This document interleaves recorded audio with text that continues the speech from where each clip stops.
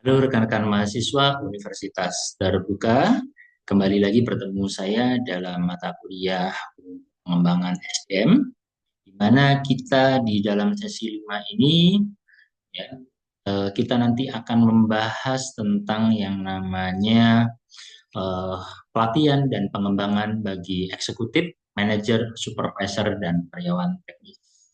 Nah, di sesi 5 ini nanti akan ada diskusi dan juga tugas, di mana diskusi dikerjakan dan kemudian tugasnya juga wajib dikerjakan oleh rekan-rekan siswa semua. Dalam bab ini, kita nanti akan belajar tentang bagaimana pengertian dari pelatihan itu sendiri, kemudian bagaimana pelatihan penyelia di organisasi seperti apa, membangun dan mengembangkan sebuah tim, metode pelatihan karyawan operasional, kemudian bagaimana program pengembangan manajer, dan bagaimana pengembangan kepemimpinan organisasi, serta yang terakhir adalah bagaimana kiat pengembangan manajer dan eksekutif menjadi pemimpin. Saya harap teman-teman selalu mengikuti diskusinya dan juga jangan lupa tugasnya. Sukses selalu untuk kita semua.